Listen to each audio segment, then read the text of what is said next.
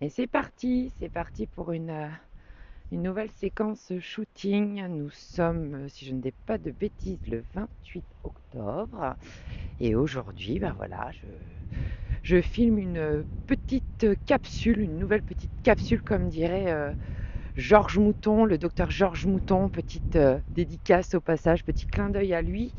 Docteur Georges Mouton, je pense que je parlerai également prochainement de lui dans une future vidéo parce qu'il le mérite, parce que c'est un grand monsieur, un grand médecin qui fait une médecine comme beaucoup de médecins devraient faire et que grâce à lui, j'ai énormément appris sur la santé en général, sur la prévention en tout cas.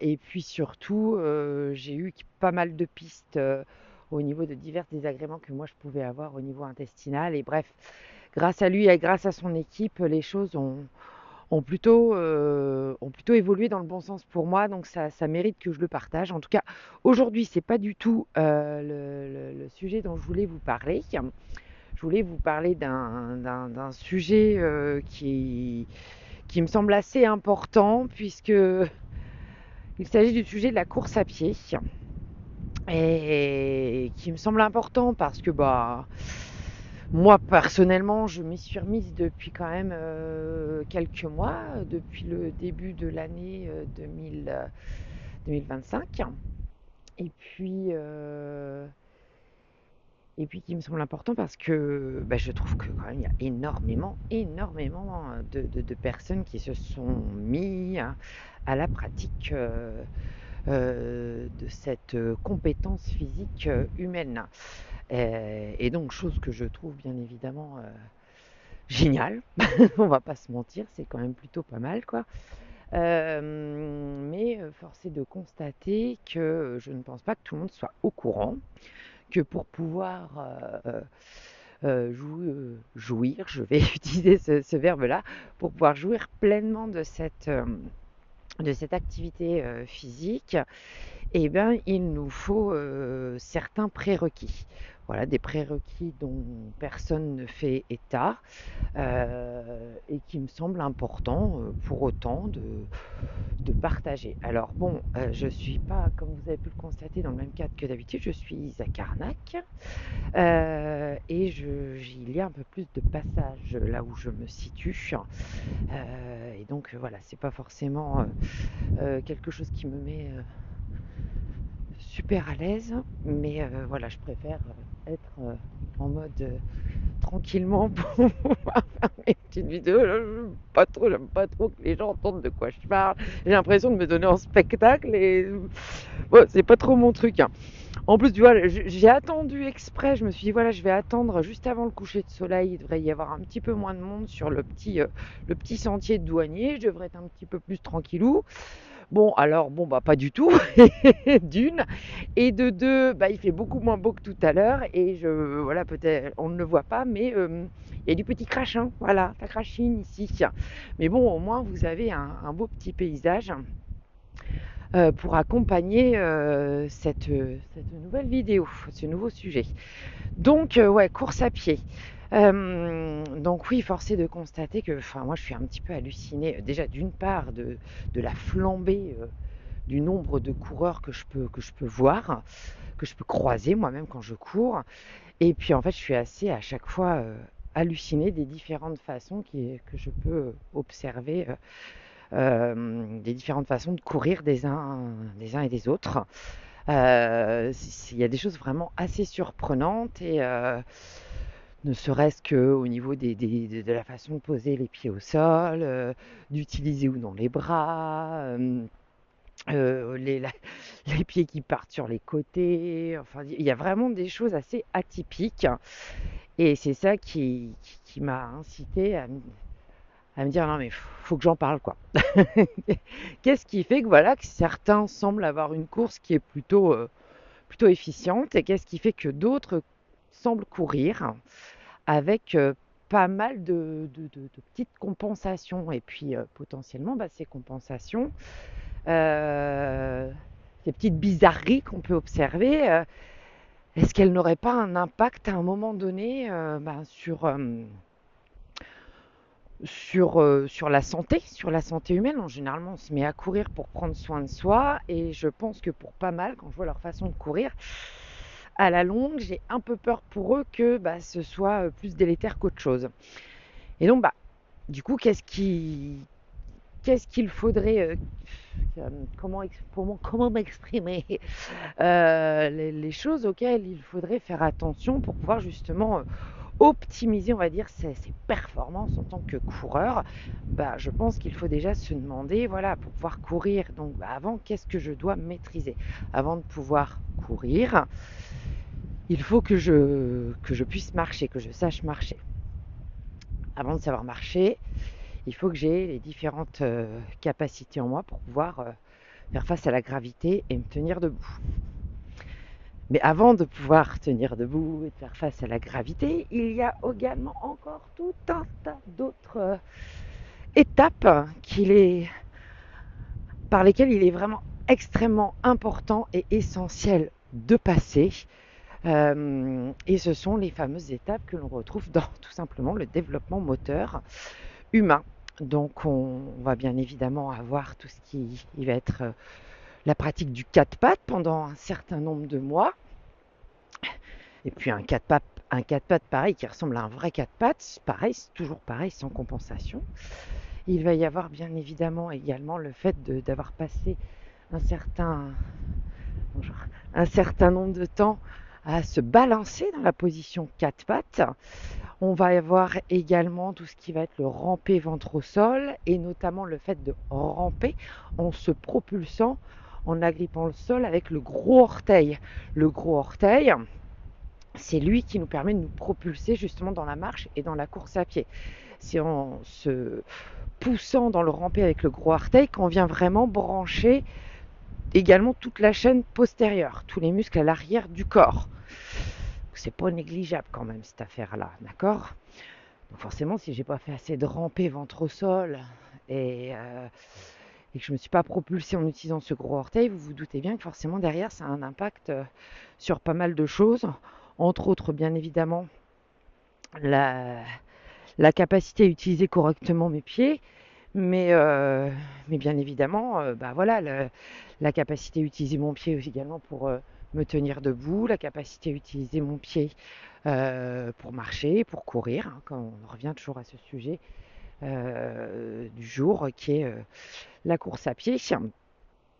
Et en amont du rampé ventre au sol, on va avoir tout ce temps justement qu'on est censé passer sur le ventre, arriver à contrôler notre tête en étant également à plat ventre et venir vraiment activer tous les muscles, encore une fois, qui se situent à l'arrière du corps, toute cette chaîne antigravitaire qui va nous permettre, encore une fois, de nous redresser et de faire face de la manière la plus optimale possible à la gravité pour pouvoir voilà, tenir debout et faire ensuite tout ce qu'on a à faire en tant que bipède digne de ce nom. Donc, avant le ramper, on va avoir donc ce temps ventre comme je viens de vous le dire, qui va être important de remettre en pratique. Et avant ça, on a tous les retournements, l'étape des retournements. Le retournement du plat dos au plat ventre, du plat ventre au plat dos, qui vient mettre en place également tout un tas de choses indispensables, qui vient pas mal connecter bien évidemment notre centre du corps en venant connecter l'épaule avec la hanche opposée. Ce qui va nous permettre d'avoir petit à petit un centre du corps beaucoup plus fort, beaucoup plus stable. Et dans le retournement, on a également pas mal d'activation au niveau du système sensoriel vestibulaire, qui est absolument capital pour l'être humain pour faire face correctement à la gravité, pour pouvoir bouger sans perte d'équilibre ou quoi que ce soit. Mais le système vestibulaire a également pas mal d'impact sur tout un tas d'autres choses, tout un tas de compétences humaines.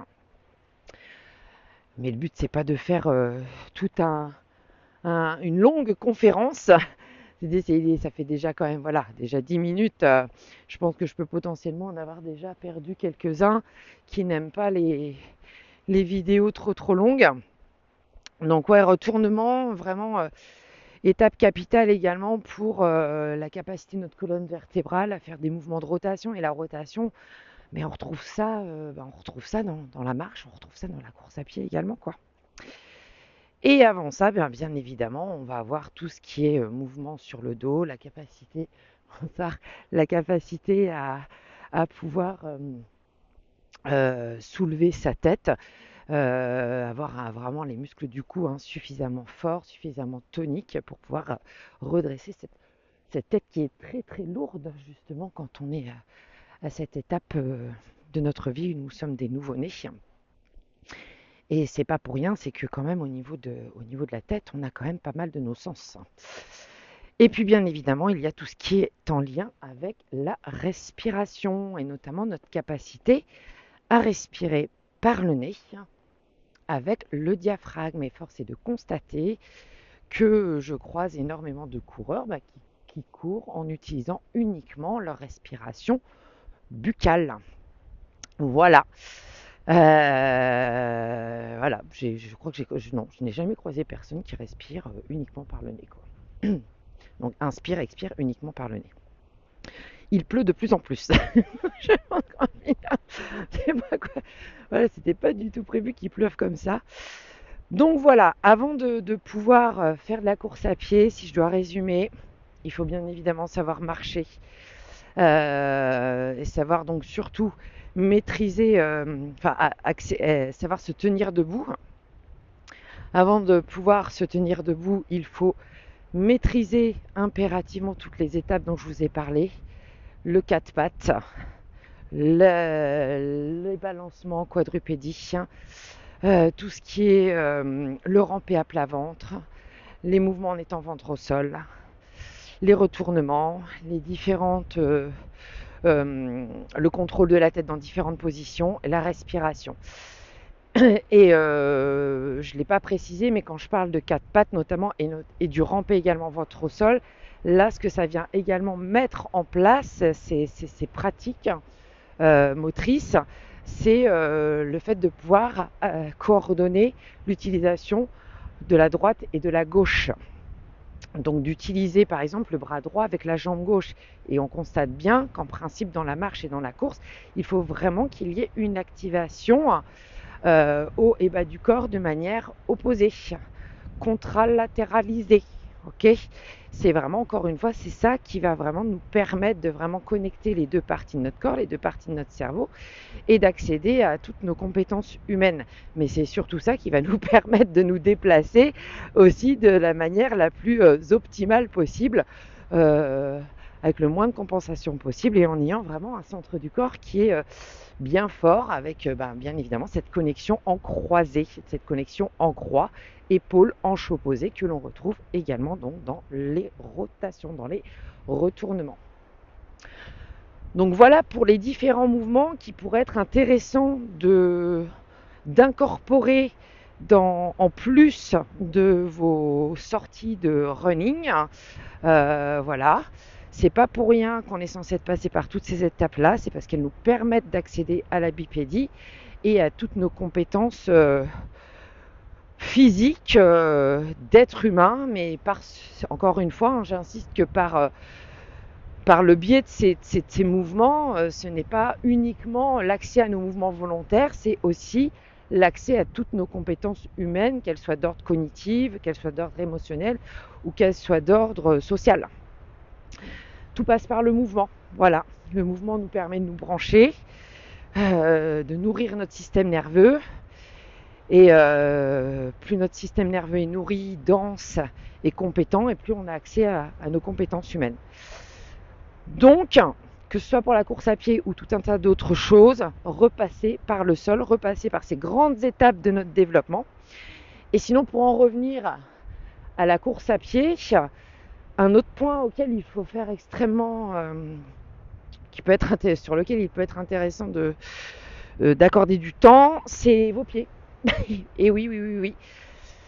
Là, ça pourrait être également un grand sujet. J'avais accordé à cette thématique 2 vidéos il y a de ça quelques années, au moment d'une période qui nous avait tous incités à rester chez nous. Et du coup, bah, pour m'occuper, j'avais fait quelques vidéos. Et du coup, notamment, bah,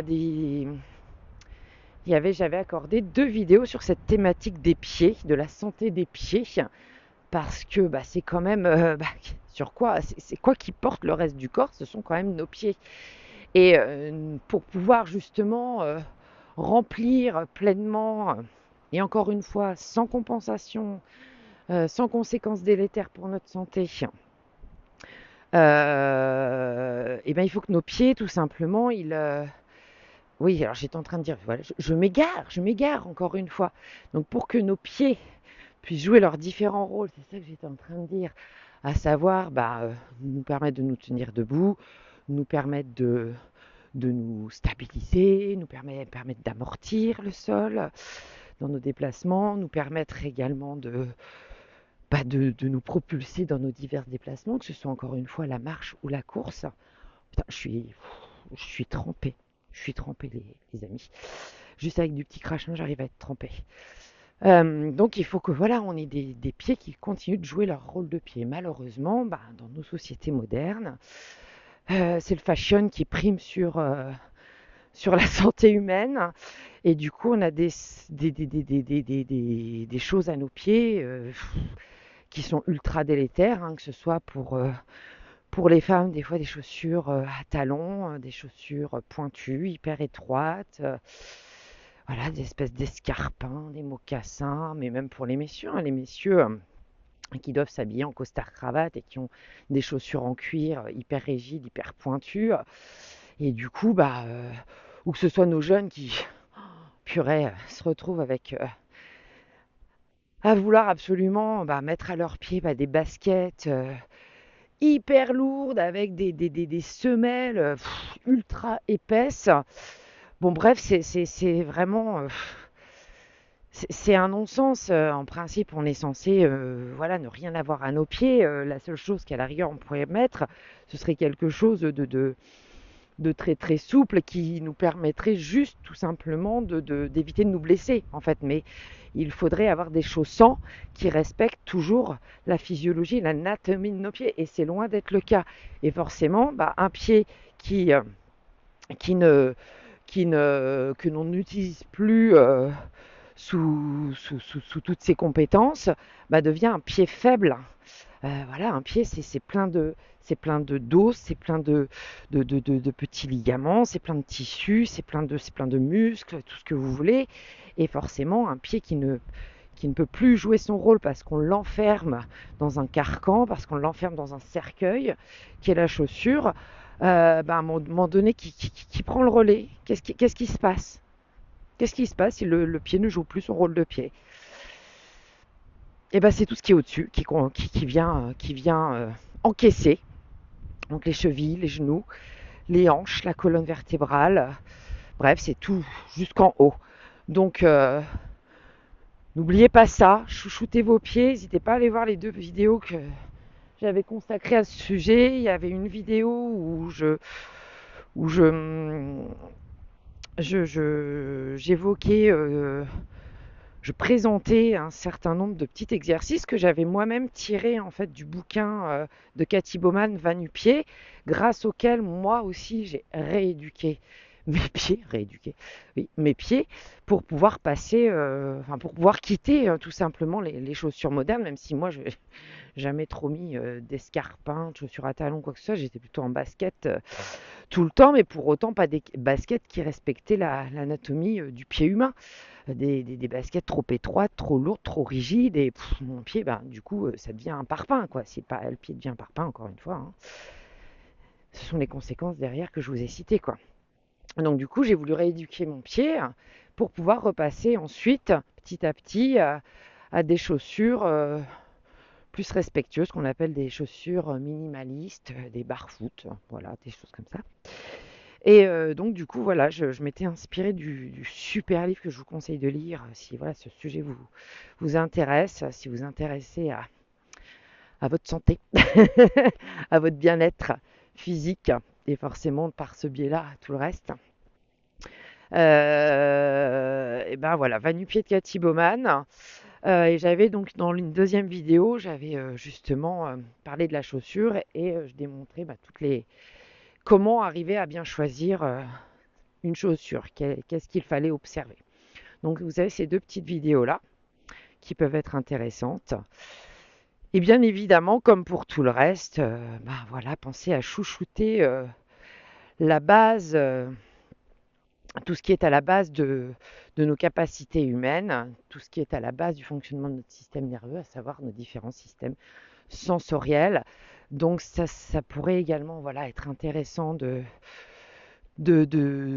faire du travail vestibulaire, mais de toute façon, si vous refaites des mouvements au sol, comme je vous l'ai dit, tous les mouvements du bébé, on va dire, hein, si vous repassez par tous ces mouvements-là, de toute façon, vous aurez de la stimulation sensorielle. C'est pour ça que ces mouvements-là, on est censé les faire quand on est tout petit, c'est parce que justement, ils permettent de nous brancher et de venir faire maturer nos différents systèmes sensoriels. Donc pensez-y, système vestibulaire. Peut-être aussi quand même aller faire un petit point chez un orthoptiste. Bonsoir. Pour vérifier que les muscles de vos yeux fonctionnent bien pour que vos yeux puissent, pareil, hein, vos yeux sont censés euh, avoir certaines compétences. Vos yeux sont censés pouvoir fixer des cibles, ils sont censés pouvoir suivre des cibles, ils sont censés pouvoir passer d'une cible à une autre, hein. On appelle ça les saccades. On appelle ça, donc, tout ce que je vous parle, c'est les saccades, la poursuite oculaire, la fixation oculaire. Ils sont également censés pouvoir voir ce qui se passe en périphérie. C'est-à-dire que vous pouvez regarder, voilà, je regarde devant moi, mais s'il se passe quelque chose en périphérie, je peux aussi le voir.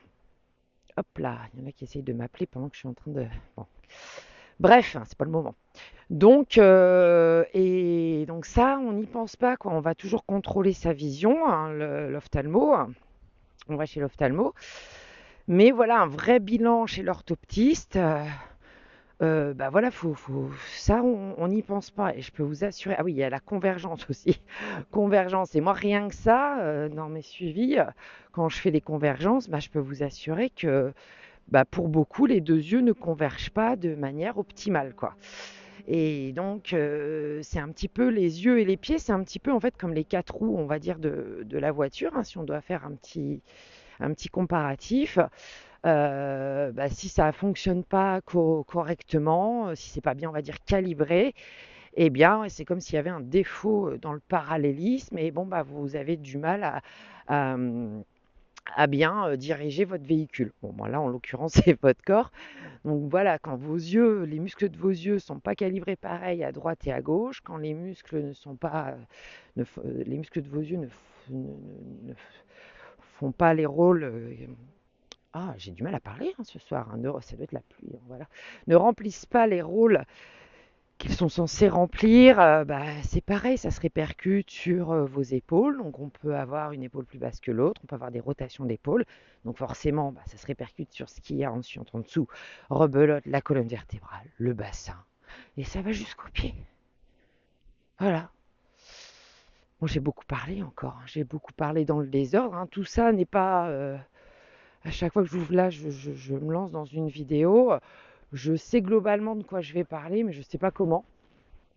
Et puis là, je vous avoue que qui est venu s'inviter des petites choses que j'avais pas prévues, le fait d'avoir un petit peu de monde quand même autour de moi, qui moi forcément ça me met un petit peu en inconfort, le fait que il y ait pas mal de crachins, donc ça m'a un petit peu perturbée et c'est venu aussi un petit peu impacter tout ce que je voulais vous partager, donc j'espère que globalement quand même ça aura été cohérent.